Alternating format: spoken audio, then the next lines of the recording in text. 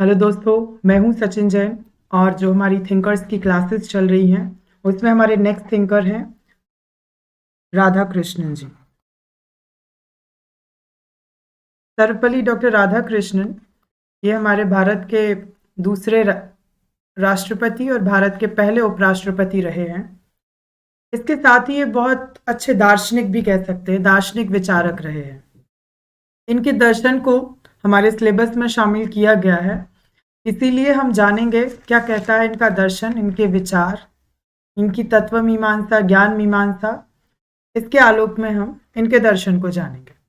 इनके दर्शन का जो सबसे मुख्य बिंदु है वो क्या है? तत्व मीमांसा और ज्ञान मीमांसा। इनके दर्शन की जो पहली बात सामने आती है वो आती है कि इनका दर्शन नव वेदांत के नाम से जाना जाता था। मतलब नव वेदांत में अद्वैतवाद प्लस जगत की वास्तविकता, वास्तविक सत्ता कह सकते हैं, मैं इनका विश्वास था। अब ये दोनों चीजें क्यों ऐड की? क्योंकि जगत संबंधी अवधारणा तो अद्वैतवाद में भी मिलती है। अद्वैतवाद से तात्पर्य है कि ब्रह्म या ईश्वर और जीव या आत्मा, ईश्वर को यहां परमात्मा भी अपन कह सकते हैं, तो ये दो नहीं है। तात्पर्य क्या है कि जो आत्मा है, जो जीव है, वो क्या है? ब्रह्म का ही अंश है, ब्रह्म का ही क्या है? अंश है। तो अद्वैत मतलब दो नहीं है, अद्वैतवाद ये कहता है। लेकिन अद्वैतवाद में जब मैंने आप लोगों को शंकराचार्य जी के बारे में पढ़ाया तो वो क्या कहते हैं? ब्रह्म सत्यम जगत मिथ्या। ब्रह्म क्या है? सत्य है, और जगत क्या है? मिथ्या है। जबकि राधा कृष्णन जी ये तो मानते हैं कि ब्रह्म सत्यम, ब्रह्म सत्य है, ठीक है, लेकिन जगत को इन्होंने क्या मिथ्या नहीं माना। जगत को क्या माना है? कि जगत भी वास्तविक है। जबकि शंकराचार्य जी ने इसको क्या माना है? शंकराचार्य जी ने इसको माना है कि ये कैसा है? मिथ्या है, अर्थात इसमें वास्तविकता नहीं है। तो यहां पर थोड़ा सा क्या डिफरेंस देखने मिलता है राधा कृष्णन जी के दर्शन में, और इसी के कारण इनके दर्शन को नव वेदांत की संज्ञा दी गई, क्योंकि वेदांत के सिद्धांतों को ही शंकराचार्य जी ने नया रूप दिया और उससे क्या निकला? अद्वैत वेदांत दर्शन। तो अद्वैत वेदांत में जब एक नई परिपाटी, जगत की वास्तविकता संबंधी अवधारणा आती है तो इससे नव वेदांत निकलता है। ठीक है, तो ये इनके दर्शन का क्या है? ये इनके दर्शन का कह सकते मूल है। राधा कृष्णन जी के दर्शन को नव वेदांत की संज्ञा दी जाती है। ठीक है, अब ईश्वर या ब्रह्म की जो अवधारणा है वो इनके दर्शन का क्या है? दूसरा बिंदु। ये कहते हैं कि जो ब्रह्म है, ईश्वर है, वो क्या है? एब्सोल्यूट बीइंग, मतलब निरपेक्ष सत्य, निरपेक्ष सत्य, ये क्या है? ब्रह्म है। लेकिन जब इन्हीं की क्या करते हैं हम? दृश्य अभिव्यक्ति, ऐसी अभिव्यक्ति जो हमें क्या करे? दिखाई दे, तो वही क्या है? ईश्वर है। तो ईश्वर और ब्रह्म क्या है? एक ही है। जबकि कई जगह देखने को मिलता है कि ईश्वर को अलग और जो पवित्र आत्मा उसको अलग कहा गया, लेकिन उन्होंने कहा नहीं, ब्रह्म का स्वरूप ईश्वर नहीं है बल्कि ब्रह्म ही ईश्वर है। इस लाइन को नोट कीजिए कि ब्रह्म का स्वरूप मात्र ईश्वर नहीं है बल्कि समग्र ब्रह्म ही ईश्वर है। ठीक है, ये मात्र स्वरूप नहीं है कि जो आपको दिखाई दे रहा बस वही ईश्वर है, नहीं, बल्कि पूरा ब्रह्म ही है, वही क्या है, वही ईश्वर है। ये लाइन बहुत इंपॉर्टेंट है क्योंकि ये थोड़ी सी कॉम्प्लिकेटेड है लेकिन समझने के लिए बहुत इंपॉर्टेंट है। इसी से राधा कृष्णन जी के दर्शन का क्या निकलता है, तत्व। और इन्होंने क्या किया है, जो ब्रह्म है इसको क्या माना है, एक तत्व, और ब्रह्म से जुड़ी इनकी जो भी अवधारणाएं हैं वही बनाती हैं क्या, राधा कृष्णन, सर्वपल्ली डॉक्टर राधा कृष्णन जी का एक तत्व मीमांसा। ठीक है, अब ब्रह्म चूंकि क्या है, एक तत्व है, तो इस तत्व में क्या उन्होंने बताया, क्या गुण। ब्रह्म को उन्होंने दूसरा नाम, उन्होंने दो नाम यूज किए हैं ब्रह्म के विषय में, ब्रह्म भी और दूसरा निरपेक्ष सत्य, एब्सोल्यूट बीइंग, ये इंग्लिश में कहते हैं निरपेक्ष सत्य को। तो उन्होंने कहा क्या है कि ब्रह्म क्या है, एक तत्व है, और इसमें कौन कौन से गुण होने चाहिए, तो इसमें होना चाहिए शुद्ध चेतना। उन्होंने कहा कि देखिए चेतना तो सभी जीवों में है, लेकिन जो उसका शुद्ध स्वरूप है वो कहाँ पाया जाता है, ब्रह्म में पाया जाता है। और मनुष्य में क्या है, मनुष्य में अशुद्धि है, जब वह इस शुद्धि को प्राप्त कर लेगा तो वह क्या हो जाएगा, ब्रह्म में लीन हो जाएगा, तो ब्रह्म और जो जीव है उसका भेद मिट जाएगा। तो ब्रह्म के कुछ गुण होने चाहिए, तो उन्होंने कहा शुद्ध चेतना मतलब प्योर कॉन्शियसनेस। दूसरा गुण बताया शुद्ध संभावना, पॉसिबिलिटी, प्योर पॉसिबिलिटी। ठीक है, और शुद्ध संभावना कैसी, अनंत, इनफाइनाइट पॉसिबिलिटी, बहुत सारी उसमें क्या हो, संभावना हो। साथ में कैसा हो, स्वतंत्र, फ्रीडम। अगर मान लो वो ब्रह्म किसी भी प्रकार से किसी अन्य शक्ति पर निर्भर है, मतलब क्या है, वो परतंत्र है, जबकि इन्होंने ब्रह्म को कैसा माना है, स्वतंत्र। क्यों, क्योंकि ब्रह्म को ये सबसे ऊपर स्थान देते हैं, सबसे ज्यादा सर्वव्यापी ये भी मानते हैं। कई दार्शनिकों में एक से विचार दिखाई देते हैं, और इनका दर्शन कहीं ना कहीं स्वामी विवेकानंद जी का जो दर्शन रहा है उससे बहुत ज्यादा इन्फ्लुएंस कह सकते हैं, कि मतलब उनके ऊपर इनका बहुत विश्वास था, और उन्हीं के दर्शन को इन्होंने व्याख्या देने का प्रयास किया। अब ये ब्रह्म का स्वरूप बता दिया, ब्रह्म के गुण बता दिए, अद्वैतवाद में इनका विश्वास बता दिया, लेकिन जगत के संबंध में वास्तविक अवधारणा मतलब नव वेदांत में इनका विश्वास था। अब इनके दर्शन की एक और बात आती है, सृष्टि या जगत की अवधारणा। जो अब पहले बताया गया कि जो जगत की अवधारणा है उसमें इन्होंने जगत को क्या माना है, वास्तविक। ठीक है, जगत को वास्तविक माना है, जबकि शंकराचार्य जी ने मिथ्या माना है। तो इन्होंने ये कहा कि जो ईश्वर है वो क्या है, एक कारण है, साधन या कारण है, और जगत क्या है, उसका कार्य, मतलब ईश्वर के द्वारा जगत का निर्माण हुआ, ये उनकी अवधारणा है। लेकिन ये जो कारण है, ठीक है ना, इसका कोई कारण नहीं, कोई कारण नहीं, मतलब ईश्वर को किसी ने नहीं बनाया। ईश्वर कैसा है, शाश्वत। ये जो एब्सोल्यूट तत्व है ना, ये कैसा है, शाश्वत, ये हमेशा से है, इसको किसी ने नहीं बनाया। तो ईश्वर संबंधी या कह सकते हैं निरपेक्ष सत्य संबंधी इनकी अवधारणा कैसी है, ये कैसा मानते हैं, शाश्वत मानते हैं ईश्वर को। ठीक है, तो ये इनकी जगत की अवधारणा थी। अब ये कहते हैं जो ईश्वर है ये क्या है, मूल आत्मा। ईश्वर क्या है, मूल आत्मा है, और ये जो मूल आत्मा है चूंकि हमारे अंदर भी एक आत्मा है, तो ये कहते हैं जो ईश्वर है वो क्या है, वो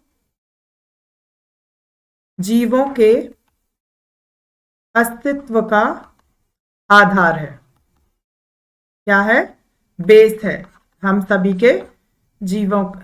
जीवों के अस्तित्व का आधार है, तो राधा कृष्णन जी के अनुसार। अब क्या कहते हैं कि जो सभी जीव हैं वो किसी मूल आत्मा की अभिव्यक्ति है। मतलब जो जीव है संसार में, जितने भी जीव हैं, वो इसी मूल आत्मा मतलब ईश्वर की अभिव्यक्ति, एक प्रकार से रिप्रेजेंटेशन है, समझ लीजिए। ठीक है, तो ये थे सृष्टि या जगत संबंधी सर्वपल्ली डॉक्टर राधा कृष्णन जी के विचार। अब जानते हैं इनकी ज्ञान मीमांसा। ज्ञान से संबंधित चूंकि इनके जो भी विचार हैं, इसमें इनका क्या है, हिंदू धर्म के प्रति क्या है, इनका आग्रह है। जो भी हिंदू धर्म में बातें कही गई, जो ऋषियों द्वारा कहा गया, उन सबको क्या किया इन्होंने, स्वीकृति प्रदान की, लेकिन किसके साथ, तर्क और सूक्ष्म विश्लेषण, बिना एनालिसिस या बिना किसी लॉजिक के इन्होंने इसको भी स्वीकृति नहीं दी। और इनके जो लॉजिक थे उनको उन्होंने बहुत हद तक रखने का प्रयास किया। ठीक है, तो इनकी ज्ञान मीमांसा में सबसे महत्वपूर्ण जो बिंदु है वो क्या है, बुद्धि और अंतःप्रज्ञा। ये कहते हैं कि चूंकि जो बुद्धि है वो क्या है, इंद्रियों के अनुभव पर आधारित। अब देखिए, हमारी आंखें जो देख रही हैं, उसी से तो हमारी बुद्धि का विकास होता है। आंखों से हमने जो देखा, सीखा, अपने अनुभव इंद्रिय के माध्यम से हमने संजोए, ठीक है, तो वहीं से तो हमारी बुद्धि का विकास हुआ। कानों से हमने जो भी सुना, जो हमें श्रुत ज्ञान मिला, उससे हमने क्या किया, बातों को सुनकर अनुभव किया और अपने उन अनुभवों को संजोया, तो उसी से हमारी बुद्धि का क्या हुआ, विकास हुआ। छोटे बच्चों को अपन जब कुछ भी पढ़ाते हैं, सिखाते हैं, उनकी बुद्धि का विकास करवाते, तो कैसे करवाते, कहानियों के माध्यम से। तो वो सुनते हैं और फिर उनमें जो अच्छी अच्छी बातें रहती हैं उनसे वो सीखते हैं और इससे उनकी बुद्धि का विकास होता है। जब वो थोड़े से बड़े होते हैं तो क्या होता है, हम उन्हें पढ़ाई लिखाई करवाते हैं, तो वो देखते हैं कि इसका अर्थ ये होता है, तो इससे भी उनकी बुद्धि का विकास होता है। तो इंद्रियों के अनुभव पर आधारित जो विकास है वो क्या है, पर आधारित जो विकास हो रहा है और जो ज्ञान प्राप्त हो रहा है, इस ज्ञान को हम क्या कह रहे हैं, बुद्धि कह रहे हैं। अब इस बुद्धि को उन्होंने कहा कि देखिए, ये जो बुद्धि है इसकी क्या है, अपनी लिमिटेशन। इस बुद्धि की अपनी क्या है, लिमिटेशन है, इसकी अपनी सीमा है। और इसी सीमा के कारण जो बुद्धि है वो उस असीमित चीज को नहीं जान सकती। जो असीमित चीज क्या है, ब्रह्म। ठीक है, ब्रह्म क्या है, ब्रह्म के गुणों के विषय में तो हम कह ही नहीं सकते, बहुत गुण है, फिर भी इन्होंने 3 गुण बताए कि ये मुख्य गुण है। ठीक है, तो इस लिमिटेड चीज से ब्रह्म या जो निरपेक्ष सत्य कहा, इन्होंने ब्रह्म को दूसरा नाम अपने ग्रंथों में, इनके जो भी साहित्य लिटरेचर रहा है दर्शन से संबंधित, उसमें निरपेक्ष सत्य ये वर्ड भी यूज किया है। तो इस ब्रह्म का ज्ञान नहीं हो सकता बुद्धि के माध्यम से। ठीक है, अब अंतःप्रज्ञा क्या होती है, अंतःप्रज्ञा ये होती है बिना तर्क के सहज ही किसी बात को समझ लेना, ये होती है क्या, अंतःप्रज्ञा, अंतःप्रज्ञा। ठीक है, तो बिना तर्क के, चूंकि बुद्धि में हम क्या करते हैं, तर्क का प्रयोग करते हैं, उसके पक्ष विपक्ष जानते हैं, तभी तो हमारी बुद्धि का विकास होता है। तर्क और वितर्क के माध्यम से हम क्या करते हैं, चीजों को जानने की कोशिश करते हैं। तो जो राधा कृष्णन जी हैं वो यही कहते हैं कि देखिए, बुद्धि ने एक चीज जानी, किसी दूसरे ने क्या किया, उस बात के ऊपर कोई तर्क दिया तो वो बात विफल हो गई। फिर नई चीज जानी, फिर नई चीज पर भी किसी दूसरे ने कोई तर्क दे दिया तो वो भी खंडित हो गई। तो इस प्रकार से जो बुद्धि से प्राप्त ज्ञान है, इसमें क्या नहीं है, निश्चितता, कोई भी एब्सोल्यूटी नहीं है कि मतलब हाँ यही एब्सोल्यूट ठीक है, एब्सोल्यूट ट्रू है। और जब इसी में निश्चितता नहीं है तो जो एब्सोल्यूट बीइंग है, जिसको हम निरपेक्ष सत्य कहते, वो हमें कैसे ज्ञात होगा? सोचिए जरा। तो उन्होंने कहा कि अंतः प्रज्ञा है, जिसमें हम किसी तर्क का सहारा नहीं लेते, चीजों को बस देखा और समझ लिया। किसी ने हमें कुछ उसके विषय में ना कहा है, ना हमें उसके बारे में पूर्व में कोई ज्ञात हुआ है। इसको कहीं कहीं क्या कहते हैं लोग? ये काल्पनिक है, कल्पना है। लेकिन ये सिर्फ कल्पना नहीं है, इन्होंने स्पष्ट रूप से कहा कि मात्र कल्पना नहीं है। ये क्या है? सहज ही किसी चीज को समझने का गुण, मात्र कल्पना, कल्पना मात्र नहीं, ऐसा इसको कह सकते हैं। ब्रैकेट में आप यूज कर सकते हैं ताकि स्पष्टता झलके। ठीक है, तो अंतः प्रज्ञा को इन्होंने इसलिए माना है। अब ये कहते हैं, लेकिन फिर भी सोचिए, इन्होंने बुद्धि को ऐसा नहीं कहा कि बौद्धिक विकास जरूरी नहीं है, जरूरी है।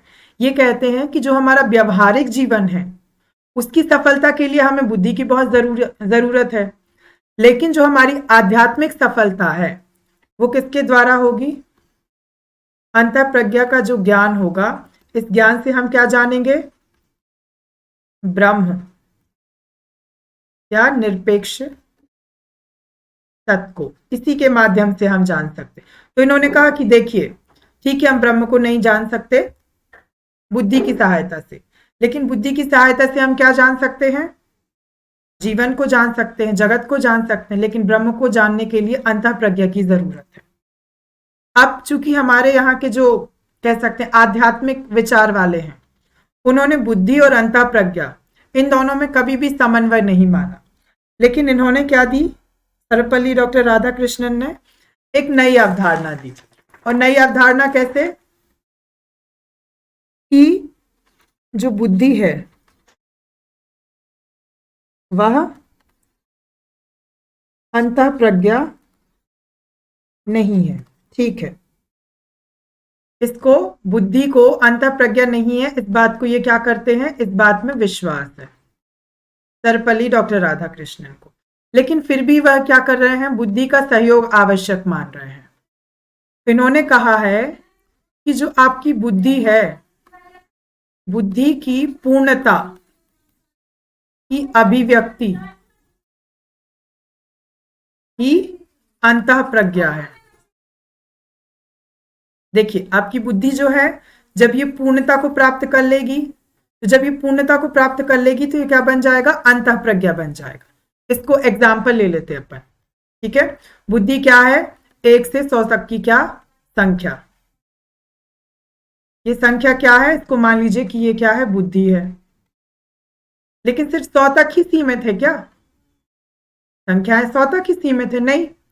तो 100 से जो इनफाइनाइट तक, अनंत तक जाता है, ठीक है, तो ये बुद्धि क्या करती है? बुद्धि तो ये है, बुद्धि पूर्णता की ओर बढ़ती है।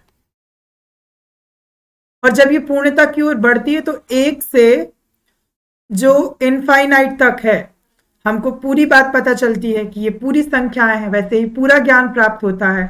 तो हमको क्या मिलता है? अंतः प्रज्ञा। क्योंकि बुद्धि से हम सिर्फ जो देखा है, जो सुना है, बस उसी को जान सकते हैं।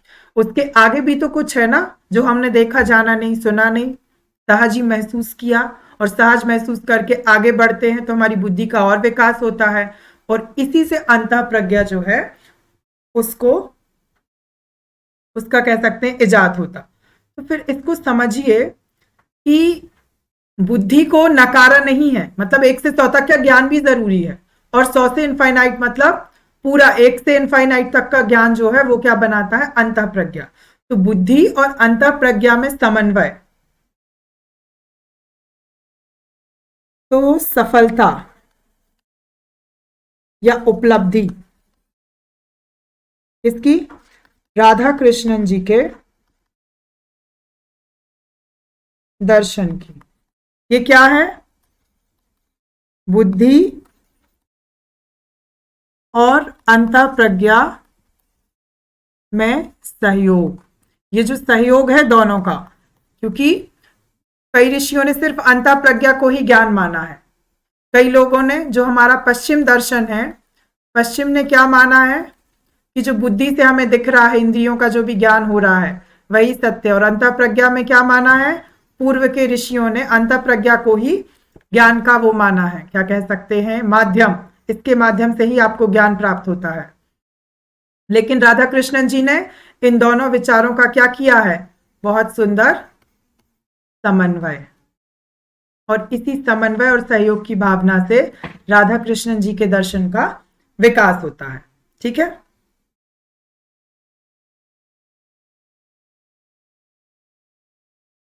अब एक चीज और जान लीजिए कि इन्होंने जीवन से संबंधित क्या कहा।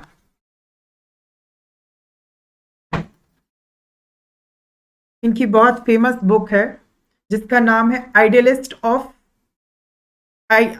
View of life.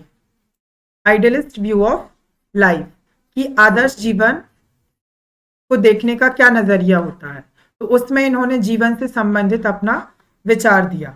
वो कहते हैं कि जो मनुष्य है, इस मनुष्य को कहां तक जाना है, आदर्श की ओर। आदर्शवाद, आदर्शवाद मतलब श्रेष्ठता। मनुष्य को श्रेष्ठ बनना है। श्रेष्ठता, कैसी श्रेष्ठता, आत्मगत, आत्मा से संबंधित श्रेष्ठता की ओर जाना है इस मनुष्य को। तो बीच में क्या है, माध्यम। हम किस माध्यम का प्रयोग करें कि ये मनुष्य कैसा जाए, आदर्श बन जाए। ठीक है। तो वो कहते हैं इसके लिए हमें जरूरत किस बात की है, जगत की अर्थवत्ता। मतलब ये जो जगत, ये जो आपको दिख रहा है, इस सब का कुछ ना कुछ अर्थ है। ऐसा नहीं है कि जगत मिथ्या है, इसकी वास्तविकता है, इसकी अर्थवत्ता प्लस मूल्य। और ये जो मूल्य है ये कैसे होने चाहिए, आदर्श। मतलब कोई अपन, जैसे मान लीजिए कुछ भी हमको, मान लो सिंगिंग में हमें आगे बढ़ना है, तो हम किसी ना किसी को अपना रोल मॉडल बनाते ना, कि मतलब ये, हाँ, इस तक जाने की प्रयास करना है कि मुझे इसके जैसा बनना है। तो उस तक जाने के लिए आपका जो माध्यम है वो क्या, आपके कुछ रूल्स होने चाहिए, जैसे कि वो भी उतना टाइम देता है संगीत के लिए जितना आपको देना चाहिए, तो वो आपका आदर्श बन गया। तो आपकी कुछ क्या होनी चाहिए, कुछ वैल्यूज होनी चाहिए। और उन्हीं जो वैल्यूज हैं उनको क्या कहा है, ये आदर्श हैं। ये वैल्यूज भी आपके लिए आदर्श हैं, क्योंकि इस माध्यम से ही आप श्रेष्ठता को प्राप्त कर सकते हैं। मतलब आदर्शवाद, जीवन में जो आदर्शवाद है वो यही है। ये क्या है, आपका लक्ष्य।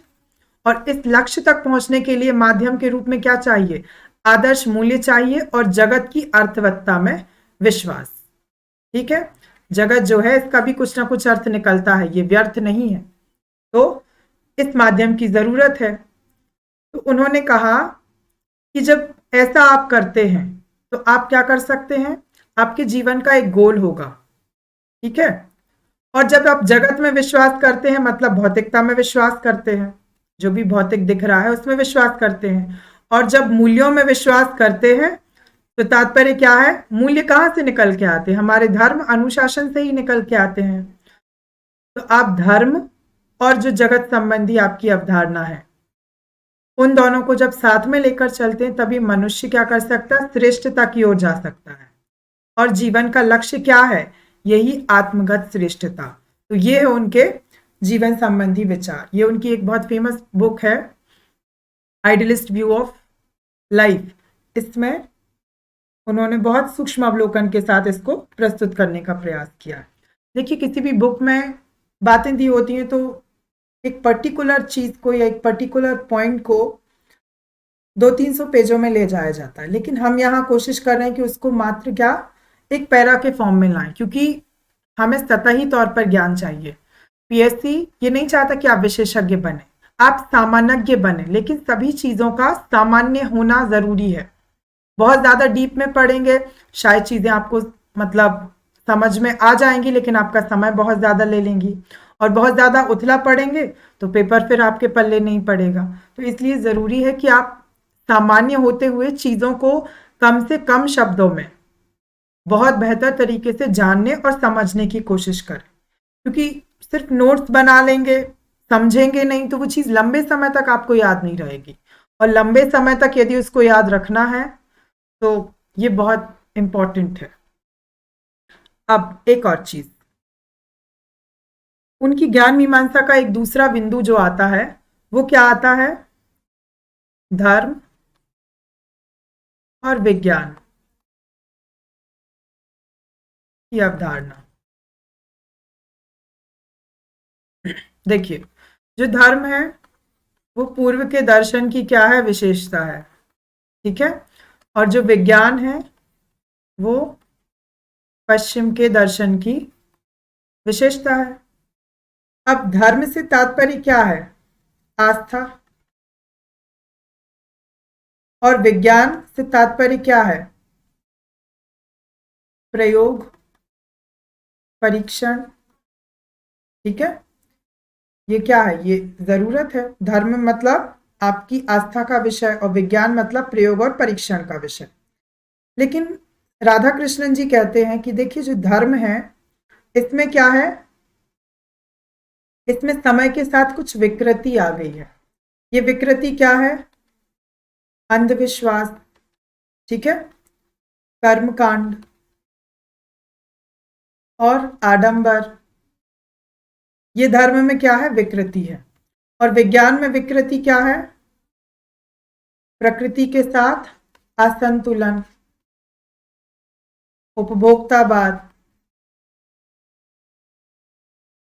उपभोक्तावाद में क्या होता है? यूज एंड थ्रो, किसी भी वस्तु का उपयोग करो और फेंक दो, ये उपभोक्तावाद है। और इसके अलावा भौतिकवाद। भौतिकवाद मतलब सिर्फ शरीर पर ध्यान देना, सिर्फ शरीर के विषय में, शरीर के सुख की बात करना। इसमें पश्चिम के दर्शन ने ध्यान केंद्रित किया। तो उन्होंने कहा कि देखिए, पूर्व ने सिर्फ धर्म की ओर ध्यान दिया है और पश्चिम ने सिर्फ विज्ञान की ओर, तो उसके कारण दोनों के दर्शन कैसे हो गए? एकांगी, मतलब उनका सिर्फ एक ही अंग है। जबकि इसी अवधारणा को सर्वपल्ली जी ने क्या कहा है? सर्वपल्ली राधाकृष्णन जी ने कि हमें जरूरत किस चीज की है? समन्वय की। तो धर्म और विज्ञान के समन्वय पर आधारित दृष्टिकोण है सर्वपल्ली डॉक्टर राधाकृष्णन जी का। इन्होंने कहा है कि देखिए, दोनों का लक्ष्य क्या है? लक्ष्य सत्य की खोज और मानवता की सेवा। धर्म भी क्या करता है? मानव के हित की बात करता है आस्था के माध्यम से, और विज्ञान भी क्या करता है? मनुष्य के हित की बात करता है, ठीक है। दोनों का लक्ष्य क्या है? सत्य की खोज। एक प्रयोग परीक्षण पर आधारित है, सत्य की खोज करता है, और दूसरा आस्था के आधार पर सत्य की खोज करता है। तो राधा कृष्णन जी कहते हैं कि देखिए, आप दोनों सत्य की खोज कर रहे, अच्छी चीज है, लेकिन धर्म कैसा है? धर्म विज्ञान के बिना, विज्ञान के अभाव में कैसा है? अंधा है। और विज्ञान कैसा है? धर्म के अभाव में कैसा है? पंगु है, मतलब हाँ, कह सकते हैं उसके पैर नहीं है, चल नहीं सकता वो। तो उन्होंने कहा देखिए, इसको एक एग्जाम्पल से समझते हैं। एक व्यक्ति है, ठीक है, ये कैसा है? अंधा है। एक दूसरा व्यक्ति है, ये कैसा है? पंगु, मतलब विकलांग है, ऐसा समझ सकते हैं। ये विकलांग है और दूसरा क्या है? एक है अंधा और दूसरा है विकलांग, ठीक है, मतलब ये चल नहीं सकता। एक के पास आंखें हैं पर पैर नहीं, और एक के पास पैर हैं पर आंखें नहीं, और दोनों को कहाँ जाना है? मेला, क्योंकि वो देखना चाहते कि मेले में क्या है, क्या सत्य है, ठीक है, ये जानना चाहते हैं। तो अब सर्वपल्ली राधाकृष्णन जी कहते हैं कि देखिए, यदि अंधा व्यक्ति क्या करे? चले, और अपने कंधे पर इस विकलांग व्यक्ति को बैठा दे, तो विकलांग व्यक्ति क्या करता है? मार्गदर्शन देता है, और अंधा व्यक्ति क्या है? उसके मार्गदर्शन के अनुसार चलता है। तो क्या कर सकते हैं दोनों? ये भी अंधा व्यक्ति कैसा है? अधूरा, और ये विकलांग व्यक्ति ये भी कैसा है? अधूरा। तो दो आधा आधा मिलकर एक बनता है, पूरा बनता है। तो वैसे ही दोनों मिलकर क्या कर सकते हैं? पूर्णता को प्राप्त कर सकते हैं। तो इसी उदाहरण के माध्यम से वो कहते हैं कि मान लीजिए एक व्यक्ति जो अंधा है वो क्या है, अंधा व्यक्ति क्या है, विज्ञान, और पंगु व्यक्ति क्या है, धर्म। दोनों एक दूसरे के सहयोग से आधे आधे मिलकर पूरे हो सकते हैं, और जब दोनों पूर्ण हो जाएंगे तो वो मेला देख सकते हैं, क्या है क्या नहीं है उसको जान सकते हैं। तो वैसे ही वो कहते हैं कि धर्म और विज्ञान जब दोनों एक दूसरे का सहायता लेते हैं, एक दूसरे की सहायता लेते हैं, तो सत्य की वो क्या कर सकते हैं, खोज कर सकते हैं। और मानव के लिए यही श्रेष्ठ है। और समन्वय के माध्यम से क्या कर सकते हैं, धर्म का भी विकास होगा और विज्ञान का भी विकास होगा। ठीक है, तो ये उदाहरण बहुत महत्वपूर्ण है, इसको समझने का प्रयास कीजिए। और इसी के माध्यम से सर्वपल्ली डॉक्टर राधाकृष्णन जी की धर्म और विज्ञान की जो समन्वयवादी दृष्टिकोण है उसको भी आप समझ सकते हैं और साधारण शब्दों में लिख भी सकते हैं। ठीक है, अब चूंकि देखिए हम शिक्षक दिवस मनाते हैं सर्वपल्ली डॉक्टर राधाकृष्णन जी के जन्म दिवस पर, कब, 5 सितंबर को। तो ये क्या रहे हैं, एक शिक्षाविद भी रहे हैं, शिक्षाविद। इन्होंने हार्वर्ड और ऑक्सफोर्ड जैसी यूनिवर्सिटी में दर्शन शास्त्र के प्राध्यापक के रूप में एज एन टीचर भी काम किया है। तो इनकी शिक्षा संबंधी भी कुछ क्या रही होंगी अवधारणा। ये कहते हैं कि जो वर्तमान में जो भी शिक्षा है वो क्या है, भौतिक आवश्यकता प्राप्त करने का साधन। जो हमारी शिक्षा प्रणाली है वो भौतिक आवश्यकता मतलब रोटी कपड़ा मकान, हमारे जीवन को आसान करने के लिए जो भी आवश्यकताएं होती हैं उन सबको प्राप्त करने का क्या है, साधन, एक माध्यम है। किसी की गाड़ी पर बैठकर तो हम आगे बढ़ते हैं और जहां तक हमें जाना है हम जाते हैं। लेकिन उन्होंने कहा कि देखिए इसमें थोड़ा सा अध्यात्म जरूरी है, शिक्षा में अध्यात्म जरूरी है, मतलब महापुरुषों की कहानियां, उनसे मिलने वाली प्रेरणा, ये भी जरूरी है। और इसी से क्या हो सकता है, समग्र व्यक्तित्व का विकास।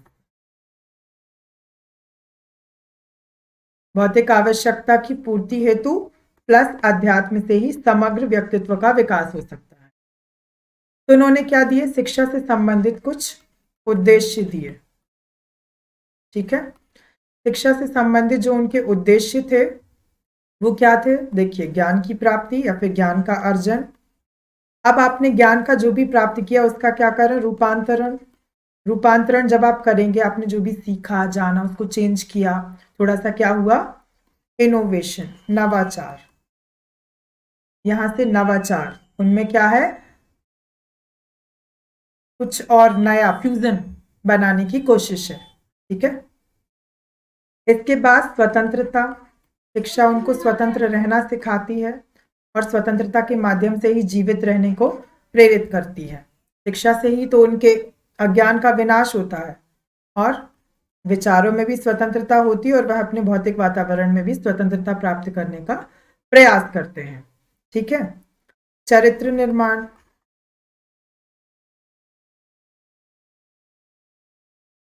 कैरेक्टर बिल्डिंग कह सकते हैं इसको।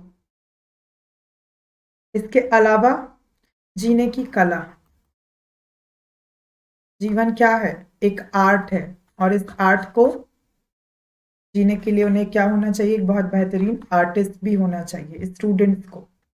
ठीक है, और अंतर्दृष्टि का विकास, अंदर से वो क्या सोचते हैं, चीजों के प्रति उनकी कैसी अवधारणाएं हैं, ये भी क्या है, एक उद्देश्य। इसके अलावा आत्माभिव्यक्ति,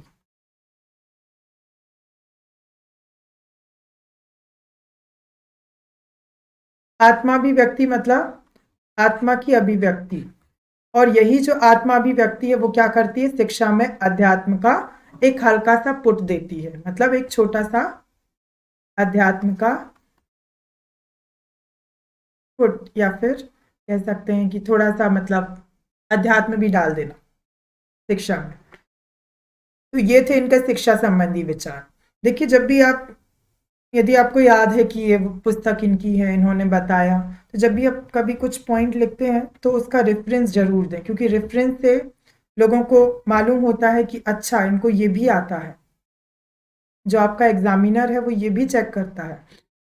जैसे धर्म और विज्ञान से संबंधी इनके जो अवधारणा है, पूर्व और पश्चिम की अवधारणा, उसको सर्वपल्ली डॉक्टर राधा कृष्णन जी ने एक पुस्तक में कहा है। उनकी पुस्तक का नाम था eastern religion and western thought. जब आप रेफरेंस देते हैं कि इनका ये जो विचार है ये इस पुस्तक से निकल कर आया है, तो आपकी जो बात है ना उसकी पुष्टि होती है और उसको आपके ऊपर ज़्यादा विश्वास होता है। और जब एग्जामिनर को आपके ऊपर ज़्यादा विश्वास होता है तो वो आपको ज़्यादा अंक देने की कोशिश करता है। तो ये एक प्रकार से मार्क्स गेन करने का बहुत अच्छा तरीका हो सकता है।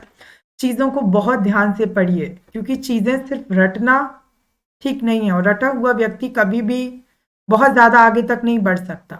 आप जितना ज़्यादा समझेंगे आप उतने ज़्यादा लंबे समय तक चीज़ों को याद कर पाएंगे, उतना चीज़ों को कनेक्ट कर पाएंगे, और जितना ज़्यादा कनेक्ट कर पाएंगे ना आपका इनोवेशन उतना ज़्यादा होगा, क्योंकि क्वेश्चन कभी भी सीधे नहीं आते, क्वेश्चन थोड़े से घुमावदार आते हैं। और उसके घुमावदार को समझने के लिए और उसका बहुत अच्छा उत्तर रखने लिखने के लिए क्या ज़रूरी है कि आप थोड़ा सा फोकस्ड हों, थोड़ी सी चीज़ों को समझें और फिर कुछ नया लाने की कोशिश करें।